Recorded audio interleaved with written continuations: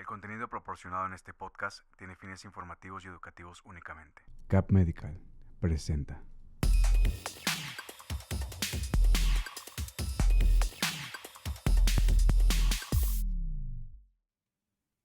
¿Cómo están? Buenas tardes. Muchísimas gracias por estar aquí nuevamente en otro consulta virtual con su servidor Alfonso Mesa, y que el día de hoy vamos a ver el tema de polineuropatías. Antes de pensar, quisiera mandar un abrazo afectuoso a la familia de Débora Guajardo, una pacientita que ahorita está un poco delicada de salud y dice que va a salir adelante. Vamos a estar ahí con ustedes siempre. Cuídense mucho. Vamos a ver el tema de polineuropatías. ¿Qué son las polineuropatías? Las neuropatías significan daño o enfermedad de los nervios periféricos. El cerebro, la forma de comunicarse con el cuerpo, que el cuerpo es un robot, por así decirlo, de nuestro cerebro, que es el que se comunica. El cerebro tiene la capacidad de interaccionar, de hacer lenguaje, de ver cosas, de tener sentidos, ¿sí? Bueno, la forma de alcanzar alimento, líquidos, de sobrevivir, de alimentarse, es por medio del cuerpo. ¿Y cómo manda señales el cerebro? Por medio de unos cables. Como si fuera un títere que está moviendo a un cuerpo, nuestro cerebro nos mueve por medio de cables, y que estos son los nervios periféricos. Estos tienen tres formas de mandar señal.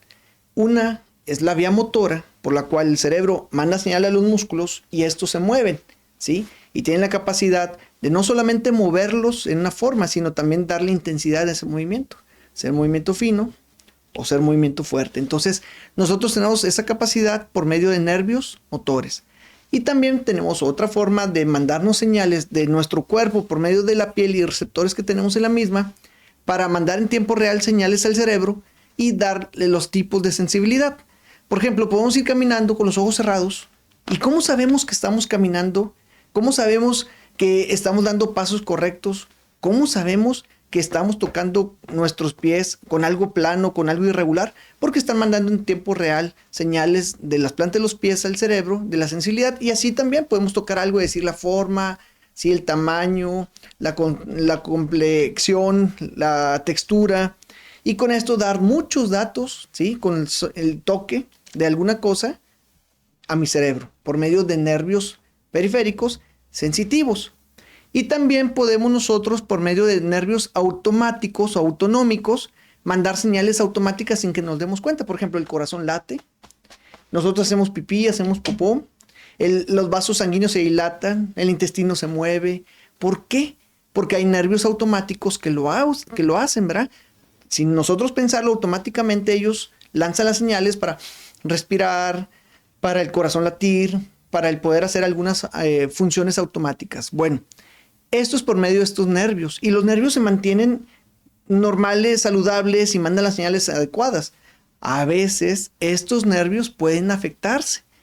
¿Cómo es un nervio periférico? Si yo me hiciera una herida quirúrgica, abriera aquí en esta zona, sacaría arterias, músculos, venas, pero también sacaría unos cables color entre amarillo y blanco, ¿sí? Que son los nervios periféricos. En los brazos, en las piernas, en el cuello, en el tórax, tenemos nervios periféricos que mandan señales. Y estos, si nosotros pudiéramos abrirlos y verlos, los compararíamos como un cable, ¿sí? Como un cable. El cable por dentro trae el cobre, que es el que realmente va a mandar la señal eléctrica, y por fuera lo protege. ¿Cómo lo protege? Por medio de un plástico.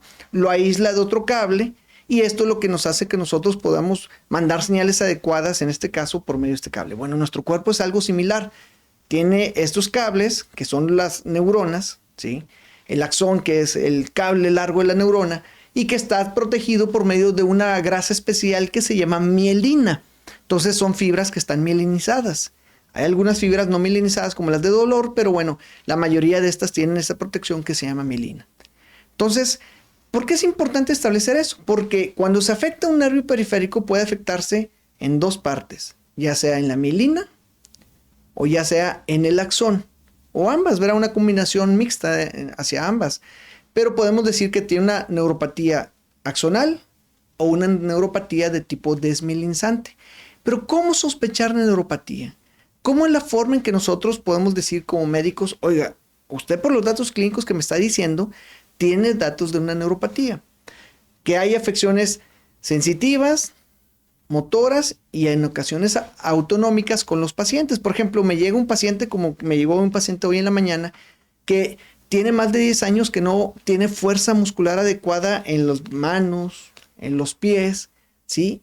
Y que al momento que notamos tiene alteraciones también sensitivas y motoras en las partes distales, en manos y pies, que nosotros le llamamos enguante y calcetín. De aquí, de la parte de la muñeca para la mano, no siente correctamente el paciente. Dice, siento, doctor, que me toco con algo, pero no siento que defino qué es. Igual los pies, siento que estoy tocando con algo cuando camino, pero no puedo definir bien qué es.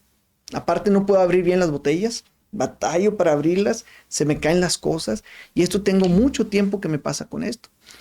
Al momento de revisar los estudios, veo que el paciente, y le pregunto, ¿usted es diabético? Me dice, sí. Después de que le había preguntado, oh, ¿usted es diabético? Me dice, pues, no sé. Y le pregunto, ¿cómo no sabe? Dice, pues es que me dijeron que era diabético, pero no tengo seguimiento. Le digo, ok, entonces es una persona que tiene diabetes mellitus. Cuando hoy me trajo los estudios, estaba muy descompensado. Tenía muchas alteraciones en la glucosa porque al hacer un estudio especial que se llama hemoglobina glicosilada, estaba muy alta. Normalmente debe de ser que es un porcentaje entre 5.6 a 6.5 cuando tenemos un control adecuado en pacientes diabéticos. Con él no, él llegó con 9 hemoglobina glicosilada, quiere decir que tenía un promedio de 220 de glucosa en ayuno en los últimos 3 meses, entonces está muy descontrolado. Y esto, junto con los datos clínicos de alteraciones sensitivas y motoras, nos hace sospechar de una neuropatía. Y la neuropatía en este caso es una neuropatía diabética, que es la causa más común de neuropatía en el mundo. Pacientes con diabetes mellitus. Dicen ustedes, bueno, es que en la diabetes está el azúcar alto. No. Yo creo que hay una forma, y muchas veces que les explico aquí a los pacientes, algo equivocada de saber qué es la diabetes. Y por ahí vamos a empezar. ¿Qué es la diabetes? ¿Qué es? Nosotros necesitamos que nuestro cuerpo, todas nuestras células, todas las células funcionales de nuestro cuerpo necesitan glucosa para funcionar. La glucosa es como una gasolina de un carro, pero no una gasolina cualquiera. A un carro le puedes poner alcohol, no funciona. Agua, obviamente no funciona. Pero tú pones gasolina de 50 octanos o diésel, ¿sí? O turbocinas, que es gasolina de aviones, y no va a funcionar el carro. El carro está hecho para gasolinas entre 89 y 93 octanos. Igual nuestro cuerpo está hecho para funcionar solamente con glucosa. Puede venir muchas formas distintas de azúcares, pero estos azúcares al final de cuentas se van a desdoblar o se van a romper en pedacitos y glucosa. ¿Por qué es importante esto? Porque la glucosa, para meterse a una célula y que la célula funcione, tenga fuerza, tenga movilidad, necesita que le abra una llave, una compuerta especial. Esa llave es la insulina. La insulina se mete en una cerradura que se llama GLUT, G-L-U-T, o Glucose Transporter, transportadores de glucosa. Mete en la hendidura la llave, le abre, mete tantita glucosa y le cierra. Dicen ustedes, ¿y por qué tiene que hacer el cuerpo humano eso? Pues que deje entrar glucosa como si nada. No, porque por cada molécula de glucosa se mete una de agua. Y si fuera así, se metería glucosa, agua, glucosa, agua, glucosa, agua, glucosa, agua, y las células pueden dañarse. Entonces, lo más correcto es que le abran una cerradura, se meta tantita glucosa, se meta tantita agua y le cierre. Y esa es la insulina. Esa es la función de la insulina. Abrir estas cerraduras en todo nuestro cuerpo. Y esta ya tiene la fábrica, que es el páncreas, 3 veces al día la producción de insulina. Bueno, realmente son 5 a 7 veces, pero 3 picos muy importantes. Desayuno, comida y cena. Y tienen también picos intermedios. Y esta fábrica cierra a las 7 de la noche. Producen algunas otras insulina, o sea, producen un poco de insulina en la noche, madrugada, pero realmente no debería de producir una insulina importante, un pico de insulina. Por eso a las 7 de la noche es cuando debemos de cenar. Dicen ustedes, bueno, ¿y qué tiene que ver con eso la diabetes? Que la diabetes es cuando las células que van a producir insulina, que son aquellos trabajadores, dicen, oye, ya me pusiste a trabajar bastante, tienes 50 años, estás come y come, comes en la madrugada, comes bastante, estoy produciendo insulina en tiempos extras, ¿sabes qué? Mejor me mato. Y las células se empiezan a matar por sí solas, se llama apoptosis. Y cuando un 70% de nuestras células de páncreas empiezan a dañarse, aparecen datos clínicos de que se eleva la glucosa. Dicen, pues, no que no era la glucosa alta, la diabetes, es una forma indirecta. Porque el principal dato de la diabetes mellitus es que al no haber insulina adecuada, porque se murieron muchas células del páncreas, o no funcionan correctamente, o hacen unas llaves en forma equivocada y no abren, entonces la glucosa se queda fuera en las arterias y no se mete a las células, porque ¿quién les va a abrir si no tienes insulina adecuada? ¿Sí? Y al no abrirse correctamente, no se mete glucosa adecuada, entonces la glucosa se queda fuera. Y le hacemos estudios de sangre a los pacientes diabéticos y traen 180 en la glucosa. Dice, es que mi problema es que está muy alto el azúcar. En parte sí hay algo que ver y eso lo voy a explicar más a rato, pero lo principal no es eso, sino que no se mete glucosa a las células, está bien alta en la sangre, pero no en las células, y las células empiezan a sufrir y dicen, y ahora necesito glucosa para sobrevivir, ¿qué hago? ¿Qué hago? Ya sé. Y las células dicen, me voy a comer a mí misma. Y las células empiezan a comer a sí mismas, ¿sí? Las paredes celulares se empiezan a comer ellas, a carcomer, porque se están muriendo de hambre, no tienen glucosa. Dicen, sí tienen mucha glucosa afuera, en la sangre, pero no la pueden meter porque les falta insulina. Entonces, ¿cómo le hacen? Lo que hacen las células es empezarse a comer a sí mismas. Lo malo es que la mielina, ¿sí? Que es como un plástico que aísla, realmente son células vivas, se llaman células de Schwann, se empiezan a carcomer y se empiezan a escarapelar. Y esto de escarapelamiento que tienen los nervios hacen que no funcionen correctamente, y por eso la neuropatía diabética.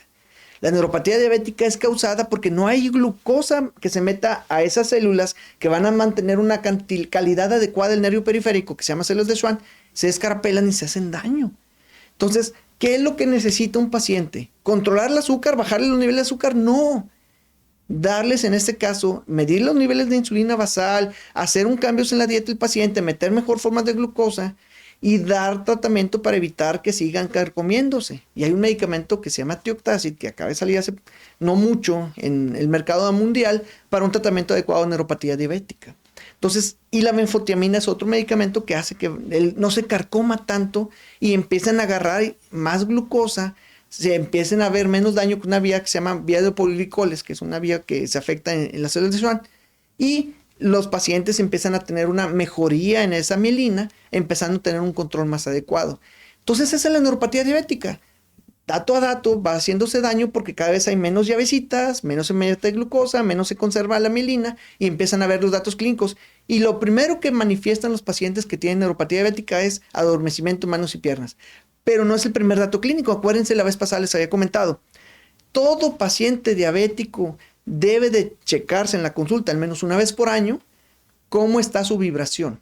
Y para eso utilizamos un diapasón. Un diapasón es como si fuera un tenedor de dos cuchillos, de dos puntas, pegas y empieza a vibrar. Lo pones en una superficie como en las manos, pero principalmente en el tobillos, y le dices, ¿qué siente el paciente con los ojos cerrados? Siento que vibra, doctor. Es la vibración normal. En el otro lado, ¿qué siente? Que vibra. Está normal, no hay neuropatía diabética. Aunque seas diabético bien controlado, puede haber ya datos iniciales de neuropatía diabética. Si tú le pones con un diapasón a un paciente y le dices, ¿qué siente? Nada, doctor. Me están tocando. Y luego le pones de otro lado, ¿qué siente? Siento que vibra. Ya hay datos de neuropatía diabética inicial. Es pérdida en la vibración.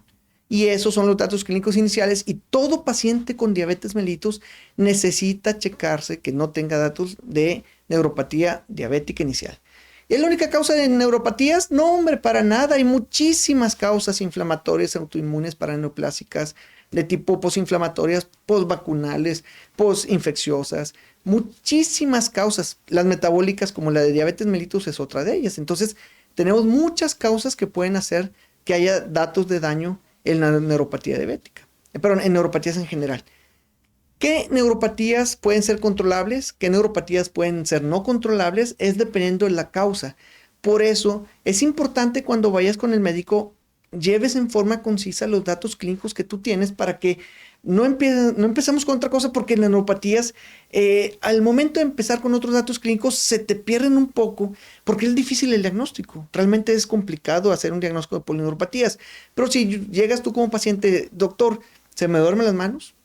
Siento pérdida en la fuerza de las manos, se me duermen los pies. Nos enfocamos con la exploración neurológica a esos datos clínicos y ya podemos nosotros especificar qué tipo de daño tiene, si se trae datos de neuropatía, subclasificarlas, porque podemos clasificar las neuropatías en neuropatía única, mononeuropatía múltiple, neuropatía con radiculopatía, polineuropatía, poliradiculopatía, y después de estas, inclusive decir polineuropatía simétrica o asimétrica cuando es más de un lado que de otro, proximal o distal. Entonces podemos hacer muchas combinaciones, siendo la más común en diabetes mellitus la polirradículo, neuropatía distal sensitiva y motora de tipo desmielinizante. Entonces dicen, es bastante datos, sí, son muchos datos, pero que al momento de explorar clínicamente el paciente y ya estar más conciso en la consulta de los datos clínicos que tiene el paciente, podemos enfocarnos a esto y hacer el diagnóstico definitivo de una polineuropatía de tipo diabética, controlándole con los medicamentos, teniendo un control adecuado de la glucosa que consume el paciente, mandarlo a nutrición, mandarlo a rehabilitación y un control con endocrinología. Yo creo que con eso en conjunto podemos hacer que el paciente se sienta mucho mejor, tenga un mejor control de sus datos, sabiendo que ya hay medicamentos, pero el mejor control es evitar aquellas comilonas o aquellos cambios en la alimentación que nos pueden dañar más. Entonces, estos datos son los iniciales de polineuropatía diabética. Quise hablar acerca de estos datos porque me han llegado últimamente muchos pacientes con polineuropatía diabéticas y aparte me han preguntado mucho el por qué. ¿Por qué pasa la neuropatía diabética? Esta es la causa por la cual pasa y el mejor control es hacer no comilonas, comer 3 a 5 veces al día, poca cantidad, para que tus páncreas, las células pancreáticas que producen insulina, no se cansen de más.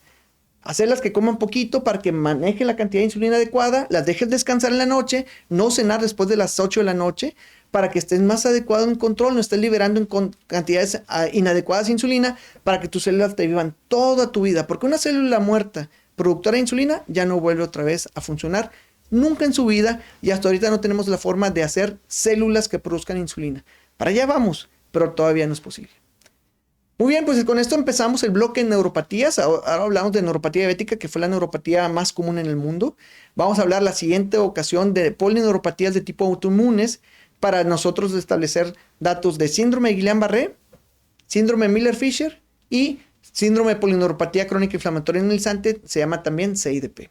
Entonces, el próximo tema sería la continuación de polineuropatías, en este caso autoinmunes. Y si tienen algunas dudas o preguntas acerca de neuropatías diabéticas, por favor, déjenoslas saber. Vamos a hacer un programa especial acerca de preguntas y respuestas. Y como quiera, vamos a estar contestando en redes sociales a todas las preguntas posibles que podamos contestar para que tengan menos dudas ustedes. Muchísimas gracias por estar aquí con nosotros. Estamos aquí en Neuromesa. Los próximos martes nos vemos. Saludos a todos.